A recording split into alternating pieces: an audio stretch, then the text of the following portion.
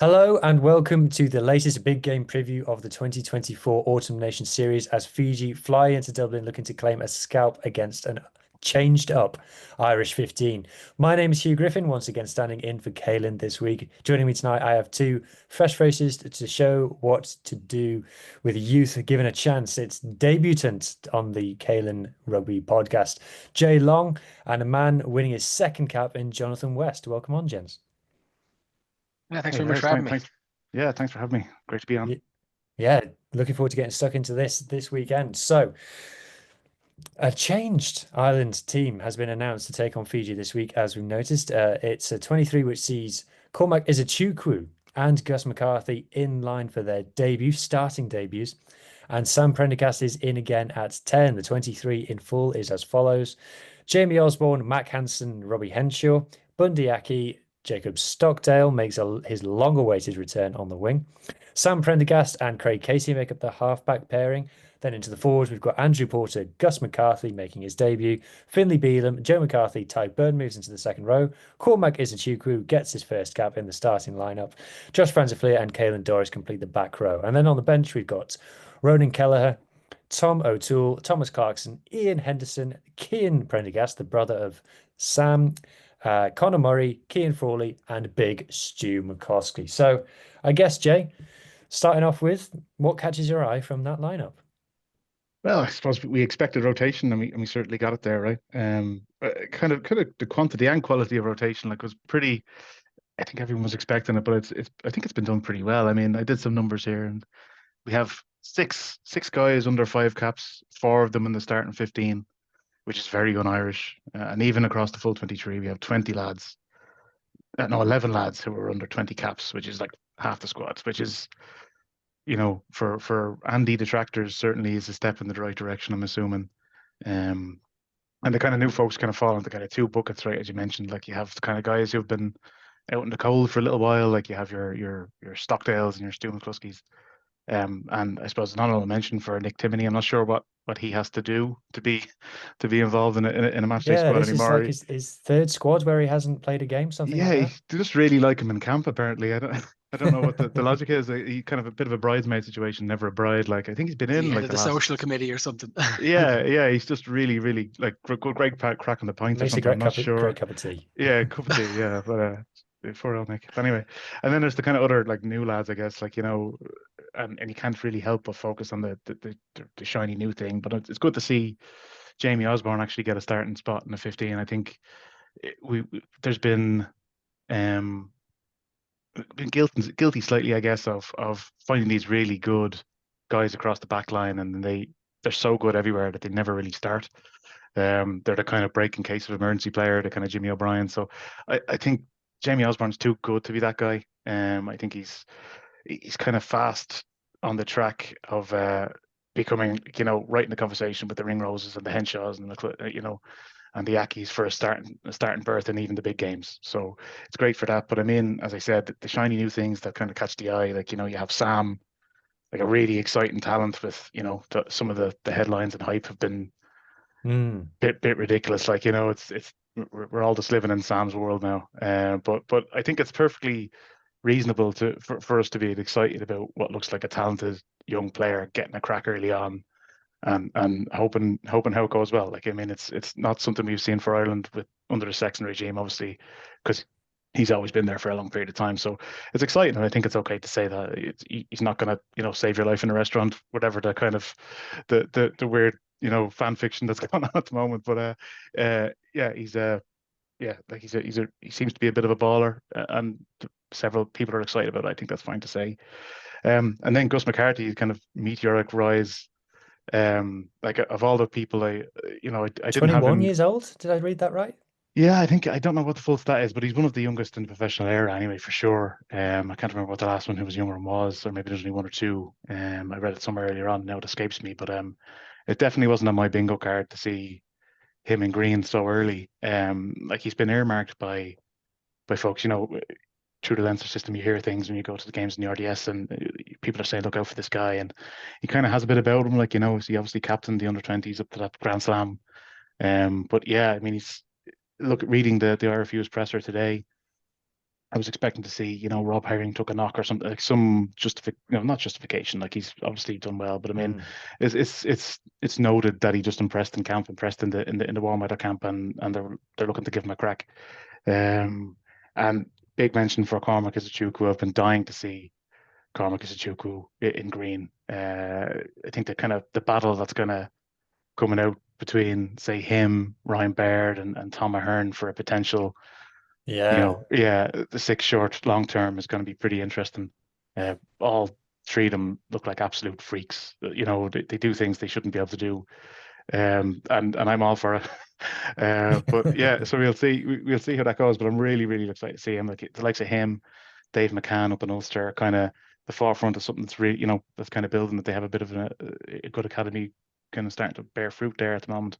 Hoping to see Dave McCann in green in some way, shape, or form soon too. But yeah, definitely really, really happy for Cormac Zuchuku. And then the final kind of name there is Tom Clarkson, who I thought did more than enough last week to warrant getting a crack. But what I like about the whole thing is it is pretty drastic in terms of the number of new caps, but they're surrounded by quality. Like across Yeah. they have old heads beside them all the way through, which I think is the way to do it. I'm not a fan of this, a massive scratch squad where you throw new lads in, and by the end of the game, if it doesn't go well, you have no way of telling whether it's just a total lack of cohesion of guys who aren't using playing together, or is it something to do with the player himself? And I don't think anyone wins because the player probably takes a knock or whatever. But this seems to be a really nice way of doing it, where you know, in every situation, the player turns to the right and left, and they have these kind of seasoned campaigners to kind of steady the ship.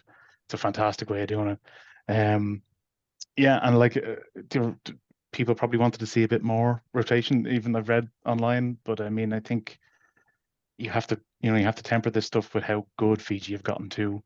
Yeah. The side has no God-given right to beat Fiji in the Aviva. Mm. So yeah, that's what I take away from it is I think it's a really tasteful way of blooding players that I think an awful lot of us have been waiting a long time to see. I think so. I think so. Especially with someone like Gus McCarthy coming into that front row with the two. Well, maybe Beelam's not first choice, but with Tadhg Furlong not available, he's effectively first choice now. And that as an outsider to Irish rugby, you kind of get tricked into thinking that everyone in the first team for Ireland is 33, 34, where it's not the case. Like I didn't realize that Andrew Porter was only 28. Caelan Doris is only 26. You think of these guys as being like around that 30, 31 mark, but they're not. And even someone like Stockdale's a great example. He's 28. I thought he was like 37, the way that people talk about him. So that it when you say that people like are always demanding more rotation, I think it kind of glosses over the fact that a lot of these players are still in their prime. Okay, Aki and Henshaw, you could argue that is a bit of an aged centre pairing. I think Henshaw's the younger man at 30, 31.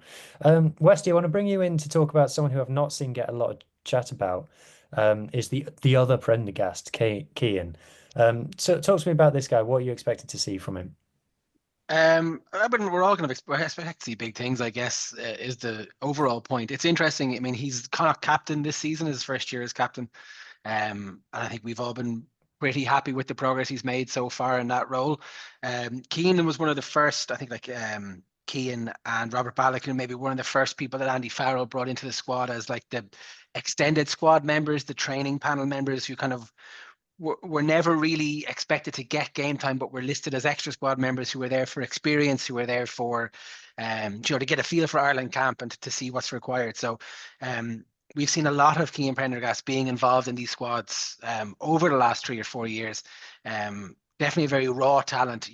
We always had a running joke at Connacht games that there was one clanger coming, there was one penalty coming at a bad time, just due to inexperience or over excitement or various things. So gladly that has kind of been ironed out as the years went on. I don't mean to insult the poor lad. But yeah, one of those first players brought in as an extended squad member who, I mean, Farrell has kept around, right? Like he was in a lot of Ireland squads without playing a lot of rugby. I think he only has maybe 1 or 2 caps. So again, as you say, like kind of similar maybe to Timmy, has always seemed really liked in camps, but didn't get a lot of game time. So hopefully now we're starting to see that come through. As I say, he's kind of captain this year. Really seems to have matured as a player. And yeah, like I think there are big things expected. He's been playing a lot of 8 for Connacht this year.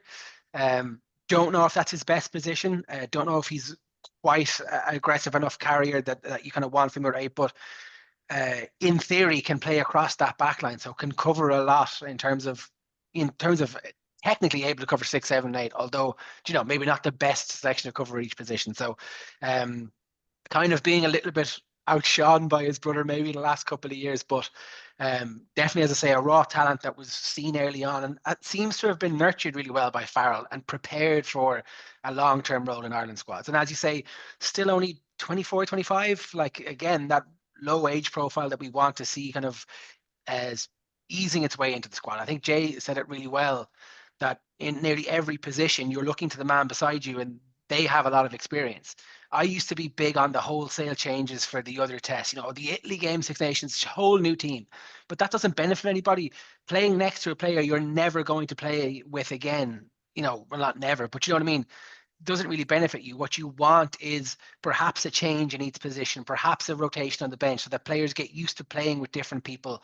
And when you have a long-term injury like a Tadhg Furlong being out, Finlay Bealham is able to slot in relatively seamlessly and play pretty well now. I don't think many people think it's a massive step down from Tadhg Furlong, and obviously I'm a bit biased because he's Connacht as well. But yeah, so I think it's a really good mix of that youth coming through and a good blend of players. And hopefully, the bench offers us a lot at the weekend. Yeah, well, we'll talk a bit more about the bench in a minute because I'm really interested to get into that. But I want to stick with you now. And you mentioned something there about playing with players you're going to play again with in the future. So the halfback pairing is with Prendergast and Casey, and there might have been an argument to say start Prendergast with Jack. What's Jameson Gibson Park? Mind blank there. Starting with Jameson Gibson Park because he's a club player, club combination, so they know each other and they have that comfort with them. But is there, Westy, a sense of from Andy Farrell of look, I anticipate Casey and Prendergast playing with each other a lot moving forward, so might as well start now. Yeah, I think so. I think he's eyeing up the youth that he maybe wants to invest time into as well. Casey, although he's quite young, is not inexperienced in terms of being in Ireland camps. Again, okay, a player who was in a lot of camps but maybe didn't get a lot of minutes, but very much definitely impressed over the summer in South Africa when he was kind of given the reins in a really tough game. So I think Andy Farrell is hoping that a young partnership can drive each other on and kind of help lay the foundation of where the next phase of this Ireland team is going. Like, keep in mind, we have a brand new attack coach in place. When Andy Farrell and Mike Catt took over after COVID, people spent 6 months to a year saying that Mike Catt was stealing a living, that our attack was boring, it was going nowhere. So it's only natural that when we have a new attack coach come in, that things slow down a little bit, and getting these young lads together who, again, I'm not saying Andy Farrell is nailing his colours to the mast on Sam Prendergast. Like, as Jay said, the media has been ridiculous. Like, people have learned nothing from Harry Byrne. Like, it's everything. It's like, oh, here's the chosen one is here now. He's going to save us and he's going to beat Fiji and then we're going to ride off into the sunset. It's not going to be like that. This could be the only game he plays for the next 12 months. It probably won't be, but we have to be okay with that. We have to let a 21-year-old develop. And I think it's good to pair him with another young lad who probably has something to prove. Casey is the starting scrum half in Munster. He's starting ahead of Conor Murray. I would agree that there's an argument here to be made for starting Gibson Park and Prendergast because they'll play together a lot and they'll build a relationship. Nothing against the man, but I'm glad it's not Murray because that's not a partnership that's going to go forward. So even if Sam Prendergast isn't always your third choice 10, maybe if Ross Byrne comes back in or if somebody else comes in at 10 temporarily, at least you're laying good foundation for a young partnership that can pay dividends, be that next year or in 3 years' time at the next World Cup or in 7 years' time in America at the World Cup after that. Yeah, absolutely agree with all of that. Jay, how do you see the substitutions in this game playing out then? So if you take the we know obviously the front row replacements will be who there will be, but if you take Ian Henderson and Cian Prendergast, so Ian Henderson will come into the row, but will Tadhg Beirne move back to 6? Who will Prendergast replace? Who will be is it Chuku, Doris Van der Fleer? How do you see that one panning out? Yeah, and I don't really know, and I don't think Andy does either, to be honest. Because I guess it's one of those. Because a couple of question marks there, right? There was an argument that why wouldn't Herring be on the bench here for say Gus, but there's a certain element of break glass in case of about the bench as well, where if I'm not saying he will, he's a flyer, but say if Gus is having a bit of a bad day, you're just going to have to take the hit and roll on Kelleher. So there's a bit of that going on as well, where we know Hendy will probably go on, but as Wesley said, the Prendergast thing is he can kind of go in anywhere. So I have a feeling we could see him slot in for Cormac Izuchukwu. I think we won't see Cormac do 80 minutes. I think the likelihood of Doris doing 80 minutes is pretty high. So we might see Kim Prendergast slide into the row with Byrne back, and then maybe something like that, because Josh van der Veer can do the 80 as well. But yeah, I'm genuinely interested to see what Andy has in mind here. But yeah, it'll be really, really interesting, because as like Prendergast he's a wild card. I'd actually love him to come on for 8, and Doris to slide over to 6 or something, we've seen that in the past. Leinster have played around, and Ireland have played around with Doris at 6 and Jack Conan at 8. So we can kind of see that sort of setup. Prendergast coming on as well. But I'd be with Westy. I prefer Prendergast at maybe 6. I think that's probably where he goes best. Yeah, short answer. I'm not sure how it's going to play out to all you, but I'm dying to see it. Yeah, I can't. It must have been Jack Conan was the last player who played 8 that wasn't Caelan Doris for Ireland. What about? I want to ask you about Jay Osborne. So came on in the centre last week and had a good impact. I thought was one of the few replacements off the bench that Yeah, had an impact. Um, Back to 15, which is where he played in South Africa. Are you worried about him being bounced between positions, or are you relaxed about it?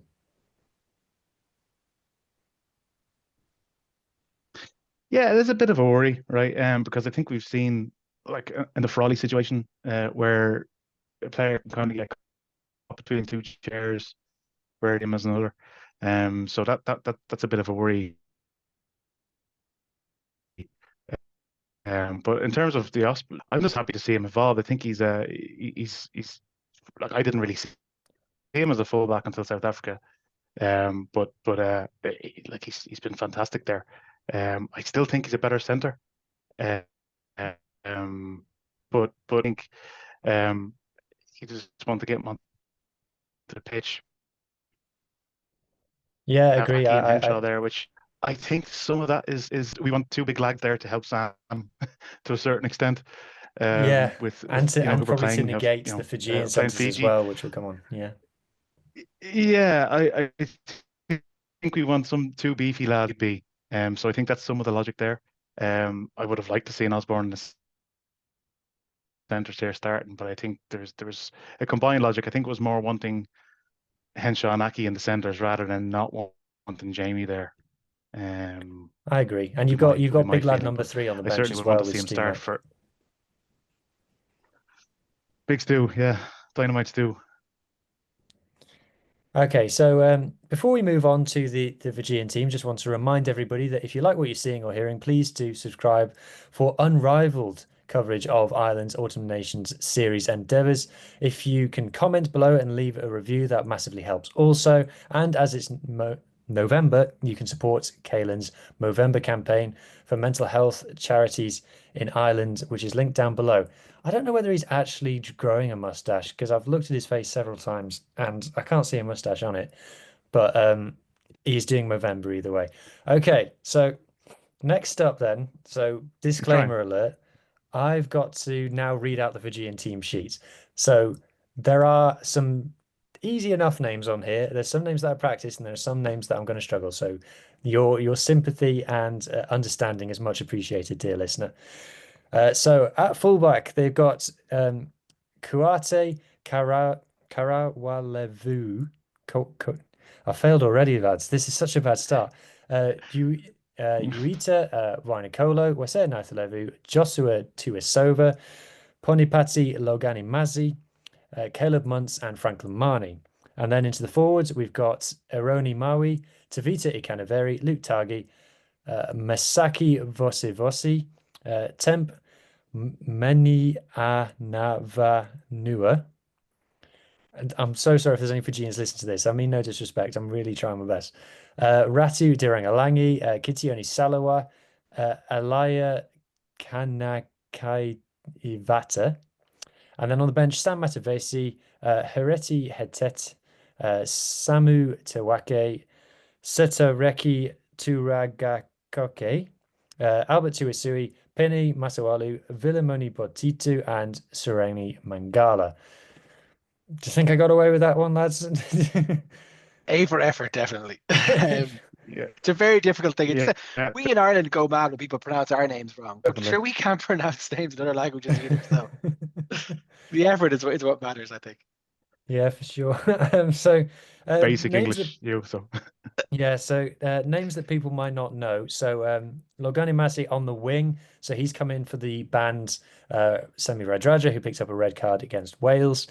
He's a sevens convert, has moved to 15s this season. He scored a 70-meter solo try against Spain last week to make it 3 tries in 3 caps for himself so far. And obviously, you know that most players play for the Drua, but you do have the big names in there. Botitu, Mangala, Naithalevu, Wanukolo, Duasova, all playing in the top 14. And Caleb Muntz was player of the match, of course, against Wales in that historic win. So, Westy, I'll go to you first. What are the Fijian names that make you worried? What are the ones that make you sit up and take notice? Well, I mean, is the obvious ones, obviously, Nias Levu, I think, really made a name for himself with the casual fan during the World Cup, like a kind of talismanic leader. I love his hair. Like, I just think His hair's amazing. yeah, I mean, as a long hair myself, I only wish I could achieve such a glow. Obviously, you said Randrandra is banned. You've Joshua Tuisova there, who, again, not to rub salt in the wound, Hugh, but was fantastic against Wales. Yeah. Um, it's funny, right? Because I watched the Scotland game early on, and they got obviously had a lot of points put on them. Then you have 5 or 6 lads coming in from France, and you think, well, what kind of difference can 5 or 6 lads make? Well, it turns out that it's pretty fucking different with the right 5 or 6 lads, you know. But outside of that, I mean, the Fijian Drua have grown so much over the last 3, 4 seasons that they've existed. They've gone from joint bottom of the table to getting into quarterfinals, you know. And a lot of that is, the likes of Frank Lamani. I think Caleb Muntz came on and made a name for himself. I think maybe in the England game before the World Cup, and then got Yeah. injured and Yeah. didn't really feature again. But again, was outstanding against Wales. So I think one of my main appreciations of the Fiji team at the minute is you have the big names coming in, but it's the partnerships they're developing within the Fijian Drua. Like, Fiji were always skillful. That was never a problem. And certain coaches were at times able to bottle it and create kind of magic out of it. But I always end up thinking about, we had a former Connacht player called Darrell Leader on the podcast a couple of years ago, and he went off to the US and started playing Major League Rugby. I think he actually coaches kicking now in the NFL or something. But he said something I thought was really interesting, and I come back to it quite a lot.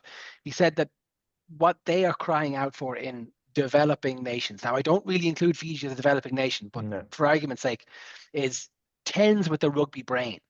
They often have athletes who are converts from other sports who don't have the exposure to rugby at that level, so therefore can't pull the strings. And if you're in France, then it's the nine probably pulling the strings. And I think that's something that Fiji, despite their array of talent, haven't had a lot of over the last, since the professional era, let's say. Again, no insult no insult meant to like Ben Vullavulla, who was their kind of starting 10 for a couple of years, but it just never really all drew together, in terms of these big forwards and this skillful offloads. But they couldn't marry it for 80 minutes. If you stuck with them for an hour, you could usually see out the game well enough. Now, I said that knowing that Ireland, our last 2 scorelines against them weren't massive. It's only maybe 10 or 15 points max in the last 2 games. But I think in Lomani and Muntz, they finally have that. They finally have a halfback partnership who have great rugby brains, who understand the players that they're playing with, who play with the Drua every week. Again, not that going to France or playing in England or anywhere else makes you a worse player, because it doesn't. But understanding the way the people around you play is a huge part of that link role. So I think for me, it's Lomani and Muntz that are, I think, what are the main driving force in. What is it too early to call it the Fijian Revolution? It's I don't think so. I don't yeah. think so. Top 10 team. They've beaten England away. They beat Wales away. They beat Australia in a World Cup. They've won back-to-back Pacific Nations titles. I think it's very fair to say that this is a golden era for Fijian rugby. And just on, the athletes that they've got, I genuinely think, coming back to what you were saying, Jay, is that bringing those big centres, all of Ireland's biggest centres into the team, I think is massively to combat that. And it actually works out that if you go by the weights and the heights that are on the internet, which aren't always absolutely accurate, um, Ireland aren't giving away too much against Fiji, and I think bringing back someone like Stockdale really counters what someone like Logani Massey, who is 6'2", is going to bring. So hopefully you shouldn't lose out too much in that area. But Jay, if you're Fiji, um, where would you advise Fiji to target Ireland in this game?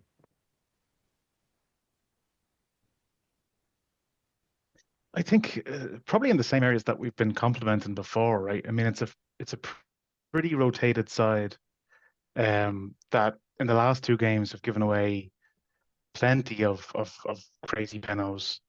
That and not and on top of that, like even if you think after the Wonku Mala try last week, um, we had a bit of a dull in minutes where we a guy in the air, like we lost experience instead of 15. So now if you throw five, four first caps in on the starting 15, that's kind of I would be smelling blood there in terms of if we give Caleb Muntz chances to kick 3, 6, 9, and suddenly we're chasing a game, and Sam Nations are tested really, really early on before they have a couple of games to really gel. That's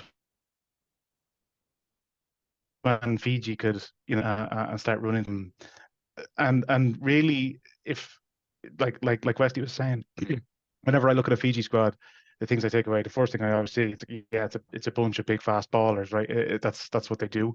But the real difference is that kind of renaissance of of the back line, where in Lemani and Muntz. And what's great about it is it seems to be the other guys are buying into it. Like where like Muntz seems to be have plenty of X factor himself. But the guys are listening when one says, "No, guys, it's time to put away the Lamborghini now and take out the VW bus and just finish the game out." Which wasn't always the case. Like they're well able to for everyone else. When Fiji start playing with Yeah. pragmatism, that was all the thing. You're waiting for them to cut someone, give a hand for a change, but that doesn't seem to happen anymore. They like we give Muntz a chance to positions to do Fiji stuff in your half instead of their half for a change, and it's a terrifying prospect. But I think, as I said, our main positive about this game is probably our main point of weakness in that there's an awful lot of new combinations that won't be totally tied in together, and they're not like Fiji don't need an awful lot of invitations to rip you apart and score from anywhere. So that's where I'd be going after. Yeah. Although I will say that at the end of the Wales game, they did play on with the clock in the red while they had the ball in the lead, and you're going, kick it out, you idiots! I genuinely thought we were going to Yeah. see a first ever Yeah. recorded case of a captain tackling his own players. Like, stop running, kick the They ball were in their out. own 22 as well. They're trying to Yeah, run essentially yeah, their own try line. It was, yeah. I And they had love the the ball, top was enthusiasm. red, historic Lads, historic win against Wales. No, let them we're gonna to run. let them to Um, so Wesley then, so where do you see this one being won and lost then? How do you? I think a lot of people are predicting a pretty comfortable enough Ireland win. Is there anything that's giving you the heebie-jeebies about this one? As kind of Jay said earlier, disciplinary record isn't great. Again, it was a lot better last week than it was the week before, but we're not coming from a great position. Now, again, not to be too stereotypical, but Fijian records aren't always great either. I think they definitely benefited from the changes to the red card rule against Wales. Mhm. The player coming back after 20 minutes obviously makes a difference, especially in that last kind of 20 minutes of the game. I think that um, look, I like the guy. I'm glad he's getting a chance, but it's going to be a really difficult day for Sam Prendergast. The guy is 21. I don't think he's necessarily big enough for international rugby. Now, I'd be the first man to hold my hands up and say that, like, I have fought the corner of Mike Lowry, who people say is not big enough for international rugby. I fought the corner of many players who would say weren't big enough, but I'm a little bit nervous in that he's not quite at the level. And okay, you say that, okay, it's the easier of the four fixtures, not as easy as it used to be, but the easier of the four fixtures, but it's probably the most physical. It's going to be a baptism of Yeah, fire for the lad. So I'm a little bit worried about Nice Lever running down that 10 channel all day with Tuivosa on his shoulder ready for the offload.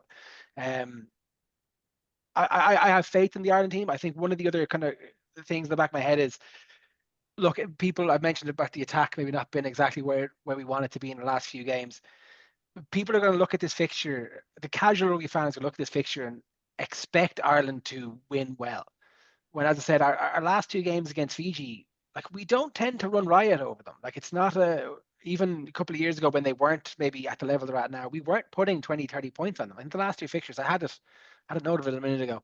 It doesn't matter, but yeah, it was about 10 or 15 points each time. I don't think this is going to be the game that changes everybody's mind about issues in Ireland. This is going to be a bit of a, new combinations out there. Stick to the game plan and get the job done. Because I think if we get into I've said a lot about Fiji being more organized. If you get into a broken play battle with them, if you let them break down your systems, if you let them get under your skin, they're going to absolutely love it. And they are more organized, they are better drilled, they are better able to strike from different parts of the pitch. You're not just going to be able to hang in there for an hour and then win in the last 20 minutes. So I think it's going to be a lot of pressure on Ireland to stick to the game plan, to stick to kind of, I don't want to say attacking strategies that are working, but to stick to attacking strategies that we've been using and see out a very difficult game. As I say, I don't think a lot of people, I hope I'm wrong. I've said it now, so they will score 50 points on them. I'm not like an idiot, but that's what gives me the willies, is that it's kind of, I just don't see it being this barnstorming victory for the Irish team. It's going to be a difficult game. I think we will win, but it's not going to be the big turnaround everybody is maybe wanting after the last two fixtures. Yeah, definitely. And I find myself having to like not go into this whole like as being a Wales fan of going like, well, when we were good. And with what we used to do always in the autumn tests is we would do what you referred to earlier, which is throw in like all of the changes in one game. We'd have a third game against a Tonga or someone like that, and we would chuck everybody in and we win like 15 points to 12. And everyone go, well, that was rubbish. And you go, well, of course it was rubbish. So it's not on that level what Andy Farrell has done here, clearly, but I would say to Ireland fans, don't be surprised if it looks a fair bit ropey at moments, and you don't expect to watch this game and think, oh, we'd beat the Springboks if we were playing them next week. It's not going to be that kind of game. I think you need to have go into it with your eyes open and have realistic expectations. So for yourself, Jay, what do Ireland do in this game to get a passing grade from yourself?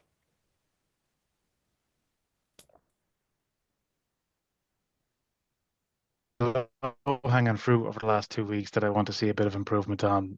Certainly, the penalty count has just been a killer. Has just been, we've firmly parked the piano at the bottom of the stairs in both games for ourselves, and with new guys there, they absolutely don't need that extra pressure. So definitely discipline is something we need to sort out, and it's probably more experienced halfback there take some of the decision making away. Like Wesley's right, this is a big step up from 20 minutes off a bench in a game where it kind of plays itself at that stage. They were huddling up. He has to come up with the plays now from minute one, and that's a big step for him. So I want to see Casey kind of take some of that pressure away, because we're going to need to. It's one of those sort of things, we haven't been scoring an awful lot of tries. Like, I mean, I'm looking at the stats here.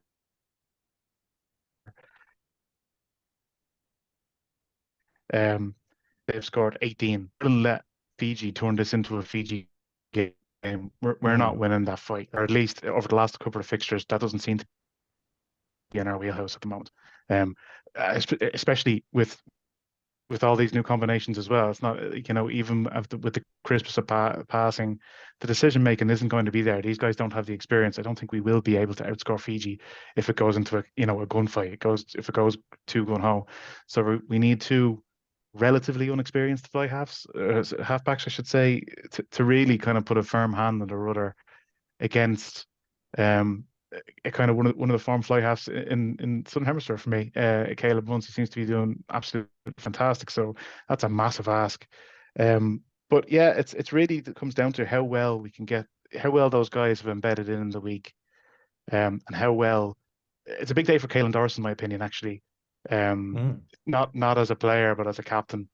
I think we've lost a bit of our kind of resiliency over the last couple of weeks. That those kind of headless periods. That it's kind for time for Caelan